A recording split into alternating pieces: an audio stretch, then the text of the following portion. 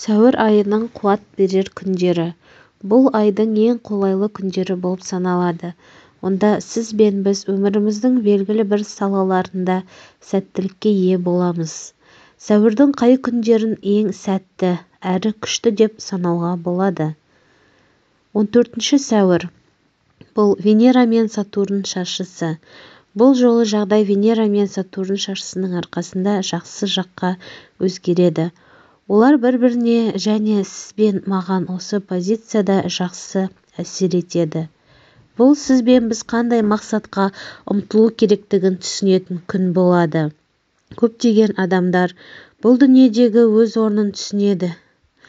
Біз де жаңа бастамаларға және істерді аяқтауға күш болады. Сізге айтылған сындардың көпшілігі пайдасын тигізеді. Сондықтан адамдардың сіз туралы не айтатынын тыңдаңыз.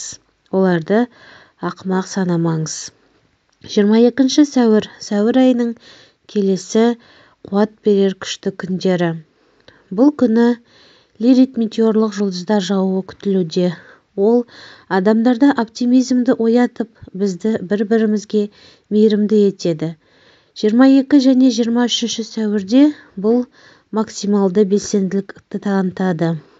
Бірақ 22 сәуір ең қолайлы күн.